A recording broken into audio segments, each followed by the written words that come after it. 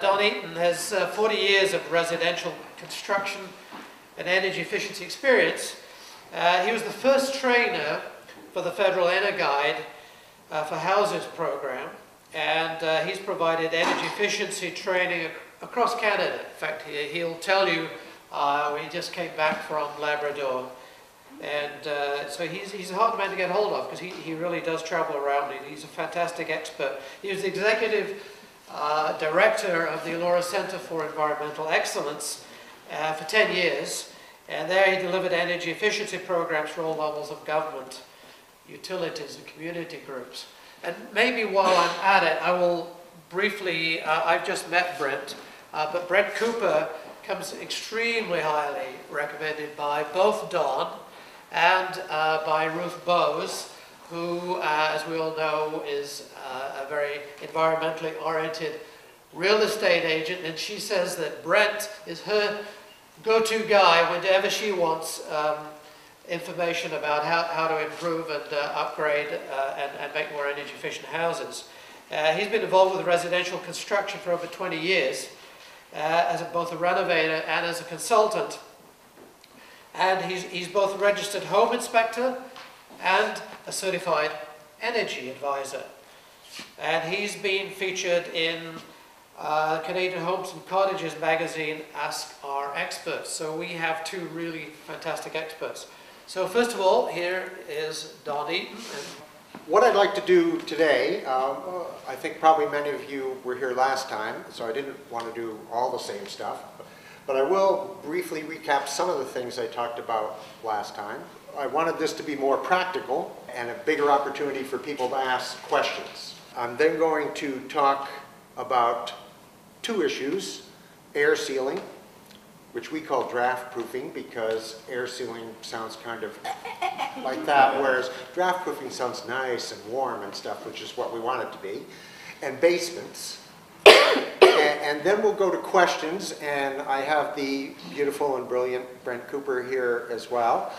And so if there's lots of questions, we can break up, and that way everyone gets a chance to have their house or their issue or their idea discussed. That's me. Go to the next one.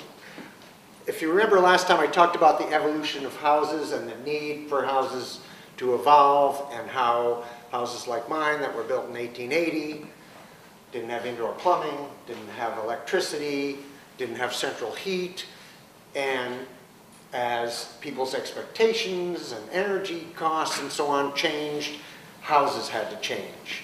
And that goes right through to now, where we're in another change period. But this is what we want. We want homes that are efficient, but also we don't want to compromise health. As a matter of fact, we want to make health better, and we want them to be comfortable. Especially in Eden Mills, we'd like to have zero net CO2. And these are some of the points I made last time. These are general ideas that you want to apply to your house. You remember, first you want to define the thermal envelope. Make sure that you're very clear about where the boundary line is between the inside and the outside. Try to avoid places that are kind of in and kind of out, like a porch you sort of heat in the winter, or the basement, is it inside or outside? And that determines where you're going to put your insulation, where you're going to do your air sealing. You want to be clear on that to start. You want to make sure that as you make your home more efficient, that you pay attention to indoor air quality. And the biggest thing with indoor air quality is don't have things in your house that contribute to bad air quality. People often talk about ventilation or air filters and so on. The first thing you want to do is get rid of the thing that's causing the problem. Mold, materials that off-gas a lot, and so on. So if you can do that as you make your home more energy efficient, your air quality should get better. Lifetime planning, remember everything that you do in your house Don't think about the fact that I'm going to buy new windows today and that's it. You're going to live with those windows for 25 years. If you're lucky, you'll live with those windows for 25 years. They're there for the future as well as the present. The same with insulation levels. You're insulating, you want to do it, you want it to last a while. When the cost of oil or natural gas doubles, you don't want to have to come back in right away and do it again. Same thing with furnaces. You want at least 15 to 20 years out of a furnace, so you don't want to be kicking yourself 5 years from now because you saved a few bucks and bought the less efficient one, and now you wish you had the good one. What I call maximize your assets, that's solar. Somewhere between 8 and 22% of the average home's energy comes from solar. This is from thousands of eco-energies that we've done, which calculates that, and that's just where your windows happen to be. If you've got a lot of them facing south, you might be 18 to 22% of your annual heating energy comes from solar. If a whole bunch of them are on the north end, you might be only getting 8%. Okay, that's of maybe 50,000 eco-energy audits, that's where they tend to fall, is in that range. And it's not, like the houses with 22% are not solar designed houses. They're usually just houses where the view was better that way, so they put all the windows facing south.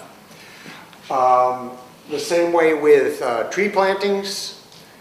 You want your coniferous trees on the north, protecting you from the wind. That'll reduce the amount of air leakage that your house has. You want your deciduous trees east and west, because that'll reduce the amount of air conditioning. It'll make your house cooler in the summer. So those are things that you can do that don't necessarily cost money, that you just have to pay it. House as a System is something that we use. I don't know if anybody was listening to CBC this morning, but they had the renovation guy on. And he talked about the fact that you have to look at the house as a whole. Because as you make it tighter, as you change your ventilation, your moisture and heat and air levels are all going to change as well. Everything moves together.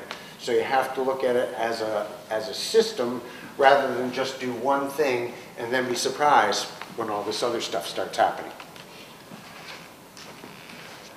And then once you've done all that, then you can add renewable energy. As once you've reduced your demand for energy really low, then renewable energy can supply a good chunk of the remainder. So we're going to talk about some specific things that you can do with your house. And these came up, there were some questions that someone asked on the website or to Charles. And I'm going to talk about